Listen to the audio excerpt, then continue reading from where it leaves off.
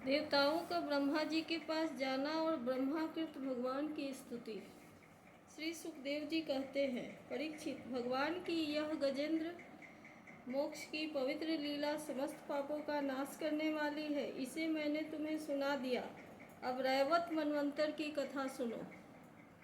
पांचवें मनु का नाम था रैवत। वे चौथे मनु तामस के सके भाई थे। उनके अर्जुन, बलि, विंध्य आदि कई पुत्र थे। उस मनवंतर में इंद्र का नाम था विभु और भूत्रय आदि देवताओं के प्रधान गण थे। परीक्षित, उस समय हिरण्य, रोमा, वेद, शिरा, ऊर्ध्व, बाहु आदि सप्तर्षि थे। उनमें शुभ्र ऋषि की पत्नी का नाम था विकुंठा। उन्हीं की गर्भ से वैकुंठ नामक श्रेष्ठ देवताओं के साथ अपने अंश से स्वयं भगवान ने वैकुंठ नामक अवतार धारण किया। उन्हीं ने लक्ष्मी देवी की प्रार्थना से उनको प्रसन्न करने के लिए वैकुंठ धाम की रचना की थी। वह लोक समस्त लोकों में श्रेष्ठ था। उन वैकुंठ नाथ के कल्याणमय गुण और प्रभाव का वर्णन मैं संक्षेप से तीसरे स्कंद में कर चुका हूँ। भगवान विष्णु के संपूर्ण गुणों का वर्णन तो वह करे जिसने पृथ्वी के परमाणुओं की गिनती कर ली हो। छठे मनु चक्षु के पुत्र चाक्षुष थे। उनके पुरु, पुरुष, सुदुम्न आदि कई पुत्र थे। इंद्र का नाम था मंत्रद्रुम और प्रधान देवगण थे आप्य आदि। उस मनवंतर में हविष्यमान और वीरक आदि सप्तर्षि थे। जगतपति भगवान ने उस समय भी बैराज की पत्नी संभूति के गर्भ से अजित नाम का अंशावतार ग्रहण किया था। उन्होंने ही समुद्र मंथन करके देवताओं को अमृत पिलाया था तथा वे ही कक्षक रूप धारण करके मंद्राचल की मथानी से आधार बने थे। राजा परीक्षित ने पूछा, भगवान ने क्षीर सागर का मंथन कैसे किया? उन्होंने कच्छप रूप धारण करके किस कारण और किस उद्देश्य से मंद्राचल को अपनी पीठ पर धारण किया? देवताओं को उस समय अमृत कैसे मिला? और भी कौन कौन सी वस्तुएं समुद्र से निकली? भगवान की यह लीला बड़ी ही अद्भुत है। आप कृपा करके अवश्य सुनाइए। आप भक्त वत्सल भगवान की महिमा का जो जो वर्णन करते हैं, त्यों ही त्यों मेरा हृदय उसको और भी सुनने के लिए उत्सुक होता है। अघाने का तो नाम ही नहीं लेता। क्यों न हो, बहुत दिनों से यह संसार की ज्वालाओं से जलता जो रहा है। सूत जी ने कहा, सौनकादि ऋषियों, भगवान श्री सुखदेव जी ने राजा परीक्षित के इस प्रश्न का अभिनंदन करते हुए भगवान की समुद्र मंथन लीला का वर्णन आरंभ किया। श्री सुखदेव जी कहते हैं, परीक्षित, जिस समय की यह बात है उस समय असुरों ने अपने तीखे शस्त्रों से देवताओं को पराजित किया था। उस युद्ध में बहुतों के तो प्राण ही बन आई। वे रणभूमि में गिरकर फिर उठ न सके। दुर्वासा के शाप से तीनों लोक और स्वयं इंद्र भी श्रीहीन हो गए थे।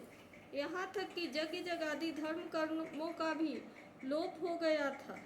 यह सब दुर्दशा देखकर इंद्र, वरुण आदि देवताओं ने आपस में बहुत कुछ सोचा विचारा, परंतु अपने विचारों से वे किसी निश्चय पर नहीं पहुँच सके।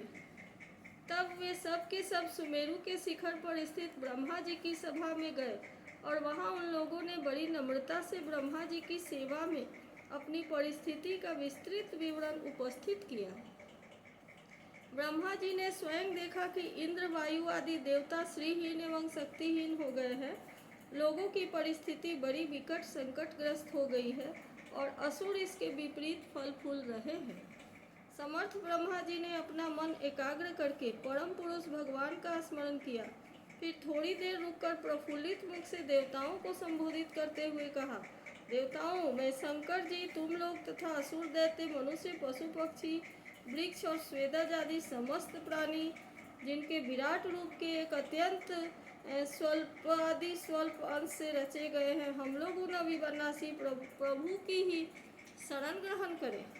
यद्यपि उनकी दृष्टि में न कोई वध का पात्र है और न रक्षा का, उनके लिए तो न कोई उपेक्षणीय है और न कोई आदर का पात्र ही, फिर भी सृष्टि, स्थिति और प्रलय के लिए समय समय पर रजोगुण, सत्वगुण और तमोगुण को स्वीकार किया करते हैं।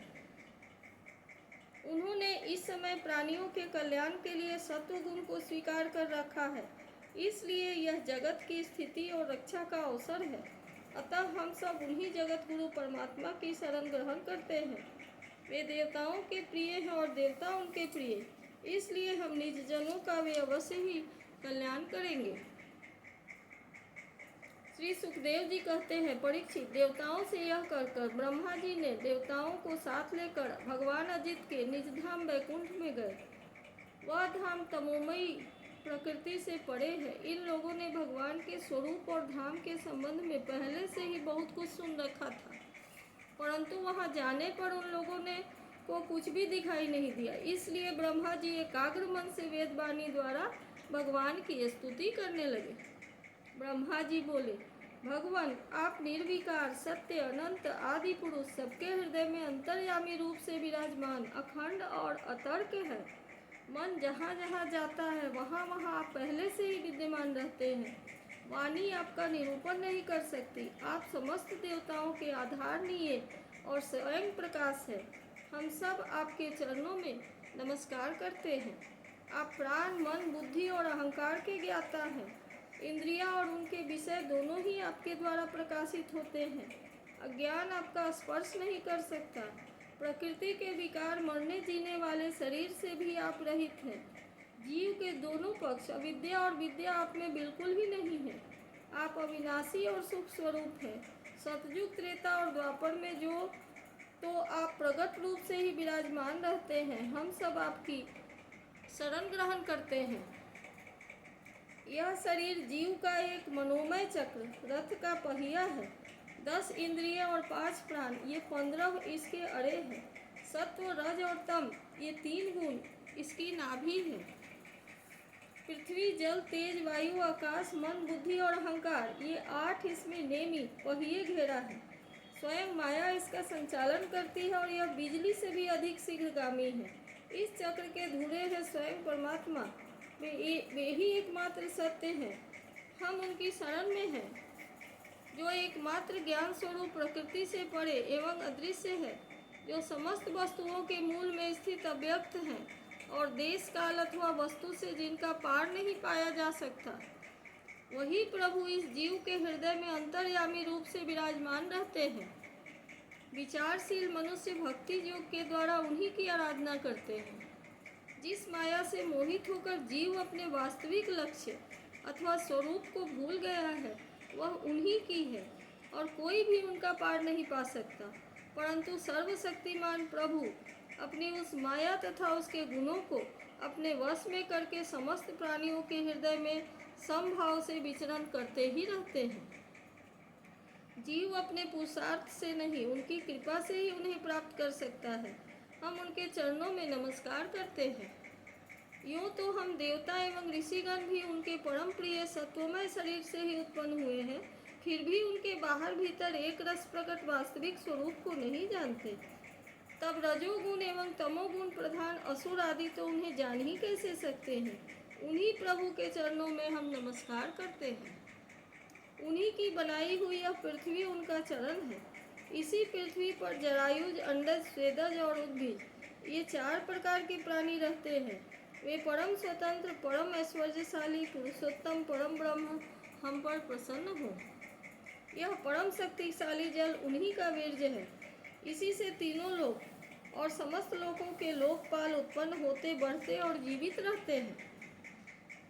वे परम ऐश्वर्यशाली, परम ब्रह्म हम पर प्रसन्न हो। श्रुतियाँ कहती हैं कि चंद्रमा उस प्रभु का मन है। यह चंद्रमा समस्त देवताओं का अन्न, बल और आयु है। वही वृक्षों का सम्राट एवं प्रजा की वृद्धि करने वाला है।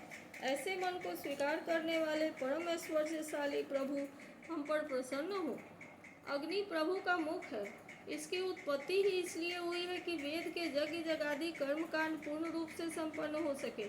यह अग्नि ही शरीर के भीतर जठराग्नि रूप से और समुद्र के भीतर बड़वानल के रूप से रहकर उसमें रहने वाले अन्न, जल आदि धातुओं का पाचन करता रहता है और समस्त द्रव्यों की उत्पत्ति भी इसी से हुई है।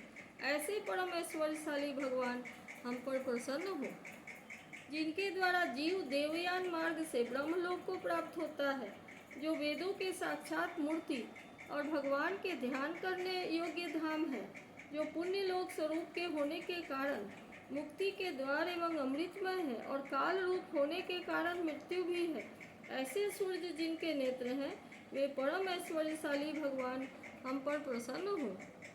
प्रभु के प्राण से ही चराचर का प्राण तथा उन्हें मानसिक, शारीरिक और इंद्रिय संबंधी बल देने वाला वायु प्रकट हुआ है। वह चक्रवर्ती सम्राट है, तो इंद्रियों के अधिष्ठात्री देवता हम सब उनके अनुचर। ऐसे परम ऐश्वर्यशाली भगवान हम पर प्रसन्न हो। जिनके कानों से दिशाएं, हृदय से इंद्रिय गोलक और नाभि से यह आकाश उत्पन्न हुआ है, जो पांचों प्राण, अपान, उदान, समान और व्यान, 10 इंद्रिय, मन, पांचों वसु, नाग, कूर्म, कृकल, देवदत्त और धनंजय एवं शरीर का आश्रय है, वे परम ऐश्वर्यशाली भगवान हम पर प्रसन्न हो। जिनके बल से इंद्र, प्रसन्नता से समस्त देवगण, क्रोध से शंकर, बुद्धि से ब्रह्मा, इंद्रियों से वेद और ऋषि तथा लिंग से प्रजापति उत्पन्न हुए हैं, वे परम ऐश्वर्यशाली भगवान हम पर प्रसन्न हो। जिनके वक्षस्थल से लक्ष्मी, छाया से पितृगण, स्तन से धर्म, पीठ से अधर्म, सिर से आकाश और विहार से अप्सराएं प्रकट हुई हैं, वे परम ऐश्वर्यशाली भगवान हम पर प्रसन्न हो। जिनके मुख से ब्राह्मण और अत्यंत रहस्यमय वेद, भुजाओं से क्षत्रिय और बल, जंघाओं से वैश्य और उनकी वृत्ति, व्यापार, कुशलता तथा चरणों से वेद, वाद्य, शूद्र और उनकी सेवा आदि वृत्ति प्रकट हुई है, वे परम ऐश्वर्यशाली भगवान हम पर प्रसन्न हो। जिनके अधर से लोभ और ओष्ठ से प्रीति, नासिका से कांति, स्पर्श से पशुओं का प्रिय काम, भौहों से यम और नेत्र से रोमों से काल की उत्पत्ति हुई है, वे परम ऐश्वर्यशाली भगवान हम पर प्रसन्न हो। पंचभूत, काल, कर्म, सत्वादि गुण और जो कुछ विवेकी पुरुषों के द्वारा बाधित किए जाने योग्य निवर्चनीय या अनिवर्चनीय विशेष पदार्थ है, वे सब के सब भगवान की जोग माया से ही बने हैं, ऐसा शास्त्र कहते हैं। वे परम ऐश्वर्यशाली भगवान हम पर प्रसन्न हो। जो माया निर्मित गुणों में दर्शनादि वृत्तियों के द्वारा आसक्त नहीं होते, जो वायु के समान सदा सर्वदा असंग रहते हैं, जिनमें समस्त शक्तियाँ शांत हो गई हैं, उन अपने आत्मानंद के लाभ से परिपूर्ण आत्मस्वरूप भगवान को हमारे नमस्कार है। प्रभु, हम आपके शरणागत हैं और चाहते हैं कि मंद मन मुस्कुरान से युक्त आपका मुख कमल अपने इन्हीं नेत्रों से देखें। आप कृपा करके हमें उसका दर्शन कराइए। प्रभु, आप समय समय पर स्वयं ही अपनी इच्छा से अनेकों रूप धारण करते हैं और जो काम हमारे लिए अत्यंत कठिन होता है उसे आप सहज में ही कर देते हैं। आप सर्वशक्तिमान हैं, आपके लिए इसमें कौन सी कठिनाई है। विषयों के लोभ में पड़कर जो देहाभिमानी दुख भोग रहे हैं, उन्हें कर्म करने में परिश्रम और क्लेश तो बहुत अधिक होता है, परंतु फल बहुत कम निकलता है। अधिकांश में तो उनके विफलता ही हाथ लगती है, परंतु जो कर्म आपको समर्पित किए जाते हैं उनके करने के समय ही परम सुख मिलता है, वह स्वयं फल रूप ही है। भगवान को समर्पित किया हुआ छोटे से छोटा कर्माभास भी कभी विफल नहीं होता, क्योंकि भगवान जीव के परम हितैषी, परम प्रियतम और आत्मा ही है। जैसे वृक्ष की जड़ को पानी से सींचना उसकी बड़ी बड़ी शाखाओं और छोटी छोटी डालियों को भी सींचता है, वैसे ही सर्वात्मा भगवान की आराधना संपूर्ण प्राणियों की और अपनी भी आराधना है, जो तीनों काल और उससे परे भी एक रस स्थित है, जिनकी लीलाओं का रहस्य तर्क वितर्क के परे है, जो स्वयं गुणों से परे रहकर भी सब गुणों के स्वामी है तथा उस समय सत्वगुण में स्थित है, ऐसे आपको हम बार बार नमस्कार करते हैं। इति श्रीमद्भागवत महापुराणे पारमहंस्यां संहितायां पंचमोऽध्यायः।